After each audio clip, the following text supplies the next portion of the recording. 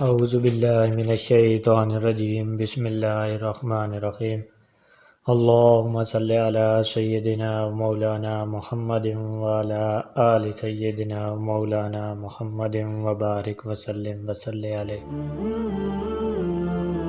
السلام علیکم fragrance of اسلام کے پیارے دوستو، ہم امید کرتے ہیں کہ آپ سب خیر و عافیت سے ہوں گے، اور ہماری دعا ہے کہ اللہ تعالیٰ آپ کو ہمیشہ اپنے حفظ و امان میں رکھیں۔ معزز سامعین، آج کی ہماری ویڈیو کا عنوان ہے کہ حضرت موسیٰ علیہ السلام اور دوڑنے والے پتھر کا واقعہ، اور وہ کون سے 70,000 لوگ ہیں جن کو اللہ تعالیٰ بغیر حساب کتاب کے جنت میں داخل کریں گے۔ تو معزز سامعین، ویڈیو میں آگے بڑھنے سے پہلے آپ سے گزارش کرتے ہیں کہ اگر آپ ہمارے چینل فریگرنس آف اسلام کی ویڈیو پہلی مرتبہ دیکھ رہے ہیں تو ہمارے چینل کو ضرور سبسکرائب کریں اور ساتھ ہی لگے بیل کے بٹن کو بھی پریس کریں تاکہ فیوچر میں اپلوڈ ہونے والی مزید اسلامک اور معلوماتی ویڈیوز کا نوٹیفیکیشن بر وقت ملتا رہے۔ معزز سامعین، ایک گزارش آپ سے یہ بھی کرنی ہے کہ مکمل معلومات حاصل کرنے کے لیے ویڈیو کے کسی بھی حصے کو سکپ مت کریں، ویڈیو کو اینڈ تک لازمی دیکھیں۔ تو چلتے ہیں آج کے ٹاپک کی طرف۔ حضرت موسیٰ علیہ السلام اور دوڑنے والے پتھر کا واقعہ۔ اللہ تعالیٰ قرآن پاک میں ارشاد فرماتے ہیں، ترجمہ: اے ایمان والو، ان کی طرف نہ جاؤ جنہوں نے موسیٰ علیہ السلام کو تکلیف پہنچائی، بس اللہ تعالیٰ نے آپ کو اس بہتان سے بری کر دیا جو انہوں نے آپ پر لگایا تھا، اور وہ اللہ کے ہاں بڑے مرتبے والے تھے۔ حضرت ابو ہریرہ رضی اللہ تعالیٰ عنہ فرماتے ہیں کہ جناب رسول اکرم صلی اللہ علیہ وآلہ وسلم نے ارشاد فرمایا، حضرت موسیٰ علیہ السلام بڑے حیا اور پردہ دار شخص تھے، اسی حیا کی وجہ سے ان کا جسم نہ دیکھا جا سکتا تھا، اسی لیے بنی اسرائیل میں سے بعض لوگوں نے آپ کو اذیت دی اور کہا کہ وہ اتنا سخت پردہ اس لیے کرتے ہیں کہ اس کے جسم میں کوئی عیب ہے، برس ہے یا کوئی اور بیماری ہے۔ تو اللہ تعالیٰ نے موسیٰ علیہ السلام کو اس الزام سے بری کرنے کا ارادہ فرمایا، تو ایک دفعہ انہوں نے خلوت میں غسل کرنے کی غرض سے اپنے کپڑے اتار کر پتھر پر رکھ دیے، پھر غسل کیا، فارغ ہو کر آپ اپنے کپڑوں کی طرف آئے، ادھر پتھر آپ کے کپڑے لے کر بھاگ کھڑا ہوا۔ موسیٰ علیہ السلام نے اپنی لاٹھی پکڑی اور پتھر کو پکڑنے کے لیے اس کے پیچھے دوڑے اور فرما رہے تھے، اے پتھر میرے کپڑے دے دے، حتیٰ کہ وہ پتھر بنی اسرائیل کی ایک جماعت تک پہنچ کر رک گیا۔ انہوں نے آپ کو ننگا دیکھ لیا، آپ بہت خوبصورت حالت میں تھے۔ اس طرح اللہ تعالیٰ نے آپ کو ان کے بہتان سے بری کر دیا۔ پتھر کے وہاں رک جانے کی وجہ سے اپنے کپڑے لے کر پہن لیے اور پتھر کو اپنی لاٹھی سے مارنا شروع کر دیا۔ اللہ کی قسم، پتھر پر آپ کی لاٹھی کے 3، 4 یا 5 نشان تھے۔ اللہ تعالیٰ کے مندرجہ بالا فرمان کا یہ مفہوم ہے، اے ایمان والو، ان لوگوں جیسے نہ ہو جاؤ جنہوں نے موسیٰ علیہ السلام کو تکلیف پہنچائی، بس اللہ تعالیٰ نے ان کو لوگوں کے بہتان سے بری کر دیا، اور وہ اللہ کے ہاں بڑے مرتبے والے تھے۔ اس حدیث کو امام احمد اور امام مسلم نے بھی بیان کیا ہے۔ مقتدمین سے بعض حضرات کا کہنا ہے کہ اللہ تعالیٰ کے ہاں موسیٰ علیہ السلام کی عظمت شان یہ ہے کہ آپ نے اللہ کے دربار میں ہارون علیہ السلام کے لیے سفارش کی کہ ان کو نبی بنا کر میرا معاون بنا دیا جائے، تو اللہ تعالیٰ نے آپ کی یہ فرمائش پوری کی اور ہارون علیہ السلام کو نبی بنا دیا۔ حضرت ابو وائل بیان کرتے ہیں کہ میں نے حضرت عبداللہ بن مسعود سے سنا ہے کہ وہ فرماتے تھے کہ ایک دفعہ رسول اللہ نے مال تقسیم کیا تو ایک آدمی نے کہا کہ اس تقسیم سے اللہ کی رضامندی کا ارادہ نہیں کیا گیا۔ میں نے نبی صلی اللہ علیہ وآلہ وسلم کی خدمت میں آ کر اس کا تذکرہ کیا تو آپ غصہ میں آ گئے، جو میں نے آپ کے چہرے سے معلوم کیا۔ پھر آپ نے فرمایا کہ اللہ تعالیٰ موسیٰ علیہ السلام پر رحم فرمائے، ان کو اس سے زیادہ تکلیف دی گئی مگر انہوں نے صبر کیا۔ حضرت عبداللہ بن مسعود رحمۃ اللہ علیہ فرماتے ہیں کہ جناب رسول اللہ نے اپنے صحابہ سے ارشاد فرمایا، مجھے کوئی آدمی کسی کی طرف سے کوئی بات نہ پہنچائے، میں پسند کرتا ہوں کہ جب میں تمہارے پاس آؤں تو میرا سینہ بالکل صاف ہو۔ راوی بیان کرتے ہیں کہ رسول اللہ صلی اللہ علیہ وآلہ وسلم کے پاس مال آیا تو آپ نے اسے تقسیم کر دیا۔ پھر میں 2 آدمیوں کے پاس سے گزرا تو ان میں سے ایک دوسرے سے کہہ رہا تھا، اللہ کی قسم محمد صلی اللہ علیہ وآلہ وسلم نے اس تقسیم سے اللہ کی ذات اور اس کی رضا و آخرت کا ارادہ نہیں کیا۔ میں نے ٹھہر کر ان کی یہ بات سنی، پھر میں رسول اللہ صلی اللہ علیہ وآلہ وسلم کے پاس حاضر ہوا۔ میں نے عرض کیا، یا رسول اللہ صلی اللہ علیہ وآلہ وسلم، آپ نے ہمیں فرمایا ہوا ہے مجھے کوئی آدمی کسی دوسرے کی طرف سے کوئی بات نہ پہنچایا کرے، اور میں فلاں فلاں کے پاس سے گزرا تو انہوں نے یہ کہا، میں نے پوری بات سنا دی۔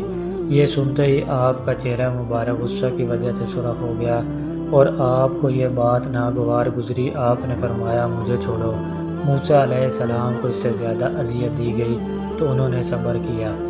اسراء کی حدیث میں آیا ہے کہ نبی کریم صلی اللہ علیہ وآلہ وسلم موسیٰ علیہ السلام کی قبر کے پاس سے گزرے تو ان کو دیکھا کہ وہ اپنی قبر مبارک میں نماز پڑھ رہے ہیں، اور حضرت مالک بن سعصع سے روایت ہے کہ آپ نبی کریم صلی اللہ علیہ وآلہ وسلم سے بیان کرتے ہیں کہ آپ اسراء کی رات چھٹے آسمان میں موسیٰ علیہ السلام کے پاس سے گزرے۔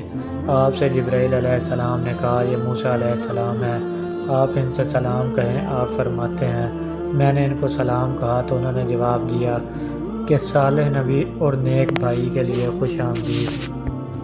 جب میں آگے گزرا تو وہ رو پڑے۔ ان سے دریافت کیا گیا کہ آپ کیوں رو رہے ہیں؟ آپ نے فرمایا کہ میں اس لیے رو رہا ہوں کہ یہ لڑکا میرے بعد نبی بنا کر مبعوث کیا گیا، لیکن میری امت کی نسبت سے اس امت کے لوگ بہشت میں زیادہ داخل ہوں گے۔ اور آپ صلی اللہ علیہ وآلہ وسلم نے ابراہیم علیہ السلام سے 7ویں آسمان میں ملاقات کا تذکرہ فرمایا ہے، اور یہی محفوظ ہے۔ شریک بن ابی حضرت انس رضی اللہ تعالیٰ عنہ سے روایت فرماتے ہیں کہ ابراہیم علیہ السلام چھٹے آسمان میں ملے اور موسیٰ علیہ السلام 7ویں آسمان میں، کیونکہ موسیٰ علیہ السلام کو اللہ تعالیٰ سے ہم کلام ہونے کا شرف حاصل ہے، لیکن بہت سے حفاظ حدیث نے ذکر کیا ہے کہ موسیٰ علیہ السلام چھٹے آسمان میں اور ابراہیم علیہ السلام 7ویں آسمان میں ملے، اور آپ بیت المعمور کی طرف ٹیک لگائے ہوئے تھے، جس کی شان یہ ہے کہ روزانہ اس میں 70,000 فرشتے داخل ہوتے ہیں، پھر قیامت تک ان کی دوبارہ باری نہیں آئے گی۔ معراج کی رات جب اللہ تعالیٰ نے نبی کریم صلی اللہ علیہ وآلہ وسلم اور آپ کی امت پر 50 نمازیں اللہ تعالیٰ نے فرض کی تو تمام روایات اس بات پر متفق ہیں کہ آپ صلی اللہ علیہ وآلہ وسلم موسیٰ علیہ السلام پر گزرے تو انہوں نے فرمایا کہ اپنے رب کی طرف واپس جائیں اور اپنی امت کے لیے تخفیف کا مطالبہ کریں، کیونکہ میں اس بارے میں آپ سے پہلے بنی اسرائیل پر تجربہ کر چکا ہوں اور ان کو بہت آزمایا ہے، اور آپ کی امت تو کانوں اور آنکھوں اور دل سے نہایت کمزور ہے۔ تو اس طرح نبی کریم صلی اللہ علیہ وآلہ وسلم بار بار حضرت موسیٰ علیہ السلام اور اپنے رب کے درمیان بار بار آتے جاتے رہے اور ہر بار تخفیف ہوتی رہی، یہاں تک کہ دن رات میں 5 نمازیں باقی رہ گئیں تو جناب باری تعالیٰ کی طرف سے ارشاد ہوا کہ پڑھنے کو تو 5 نمازیں ہیں، لیکن اجر و ثواب کے لحاظ سے 50 ہی رہیں گی۔ اللہ تعالیٰ ہماری طرف سے جناب نبی کریم صلی اللہ علیہ وآلہ وسلم اور حضرت موسیٰ علیہ السلام کو اچھا بدلہ اور جزائے خیر عطا فرمائے۔ حضرت ابن عباس رضی اللہ تعالیٰ عنہ سے مروی ہے کہ ایک دن رسول اللہ صلی اللہ علیہ وآلہ وسلم ہمارے درمیان تشریف لائے اور فرمایا کہ مجھ پر پہلی امتیں پیش کی گئیں اور میں نے بہت بڑی تعداد دیکھی جس نے آسمان کے کناروں کو گھیرا ہوا تھا، تو مجھے بتایا گیا یہ حضرت موسیٰ علیہ السلام اپنی قوم میں ہیں۔ حضرت حسین بن عبد الرحمن فرماتے ہیں کہ ایک دن میں سعید بن جبیر کے ہاں بیٹھا ہوا تھا تو انہوں نے پوچھا، گزشتہ رات ٹوٹنے والا ستارہ کس نے دیکھا ہے؟ میں نے بتایا کہ میں نے دیکھا ہے۔ پھر میں نے کہا کہ نماز کی حالت میں مجھے کسی زہریلے کیڑے نے ڈس لیا۔ حضرت سعید نے پوچھا کہ تم نے پھر اس کا کیا کیا؟ میں نے کہا کہ میں نے دم کیا تھا۔ تو انہوں نے فرمایا کہ ایسا تم نے کیوں کیا؟ میں نے کہا کہ مجھے بریدہ الاسلمی سے شیبی نے بیان کیا کہ دم صرف آنکھ لگ جانے کا یا کسی چیز کے ڈس لینے کی وجہ سے ہے۔ سعید بن جبیر نے فرمایا کہ اس نے اچھا کیا جو اپنا سنا ہوا مجھ تک پہنچا دیا۔ پھر فرمایا کہ حضرت ابن عباس رضی اللہ تعالی عنہ نے نبی کریم صلی اللہ علیہ وآلہ وسلم سے بیان کیا کہ مجھ پر پہلی امتیں پیش کی گئی ہیں۔ میں نے ایک نبی کو دیکھا کہ اس کے ساتھ ایک گروہ ہے، پھر ایک اور نبی کو دیکھا اس کے ساتھ ایک دو آدمی ہیں، اور کسی نبی کے ساتھ ایک بھی ماننے والا نہیں تھا، پھر بہت بڑی تعداد کے ساتھ ایک نبی کو دیکھا۔ میں نے سوال کیا کیا یہ میری امت ہے؟ کہا گیا نہیں، بلکہ یہ حضرت موسیٰ علیہ السلام اپنی امت میں موجود ہیں۔ لیکن آپ افق کے آسمان کے کناروں کی طرف اپنی نگاہ اٹھائیں، وہاں بہت بڑی جماعت تھی۔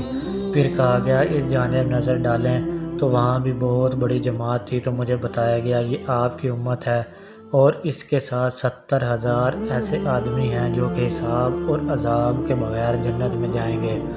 آپ یہ فرما کر اپنے گھر میں تشریف لے گئے تو لوگ اسی بارے میں مشغول ہو گئے اور کہنے لگے یہ حساب اور عذاب کے بغیر جنت میں داخل ہونے والے لوگ کون ہیں؟ تو اس بارے میں بعض لوگ کہنے لگے کہ یہ وہ لوگ ہیں جو نبی کریم صلی اللہ علیہ وآلہ وسلم کے ساتھ رہے، اور بعض نے کہا جو اسلامی دور میں پیدا ہوئے اور انہوں نے اللہ کے ساتھ شریک نہیں کیا، اور اس کے ساتھ ساتھ ان لوگوں نے کچھ اور چیزیں بھی ذکر کی۔ تو آپ صلی اللہ علیہ وآلہ وسلم گھر سے باہر تشریف لائے اور سوال فرمایا کہ تم لوگ کس بات میں مشغول ہو؟ تو ان لوگوں نے اپنی بات بتائی۔ آپ نے فرمایا یہ وہ لوگ ہیں جو نہ داغ لگواتے ہیں، نہ دم کراتے ہیں، نہ فال لیتے ہیں، اور اپنے رب پر ہی اعتماد کرتے ہیں۔ تو یہ بات سن کر حضرت عکاشہ بن محصن الاسدی اٹھ کھڑے ہوئے اور عرض کی اے اللہ کے رسول دعا فرمائیے کہ اللہ تعالیٰ مجھے ان میں سے کر دے۔ آپ نے فرمایا کہ تو ان میں سے ہے۔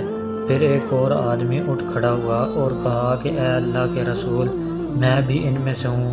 آپ نے ارشاد فرمایا کہ اس بات میں عکاشہ تم پر سبقت لے گئے۔ معزز سامعین، یہ تھی آج کی ہماری انفارمیٹیو ویڈیو۔ اگر آپ ہماری مزید انفارمیٹیو ویڈیوز کا نوٹیفیکیشن حاصل کرنا چاہتے ہیں تو آپ سے گزارش کرتے ہیں کہ ہمارے چینل کو سبسکرائب کریں اور ساتھ ہی لگے بیل کے بٹن کو بھی پریس کریں تاکہ فیوچر میں مزید اپلوڈ ہونے والی اسلامک اور معلوماتی ویڈیوز کا نوٹیفیکیشن بر وقت ملتا رہے۔ آپ سے گزارش کرتے ہیں کہ ہماری ویڈیوز کو لائک بھی کریں اور زیادہ سے زیادہ شیئر بھی کریں۔ اللہ تعالیٰ مجھے اور آپ کو اپنے نیک راستے پر چلنے کی توفیق عطا فرمائے۔ السلام علیکم ورحمۃ اللہ وبرکاتہ۔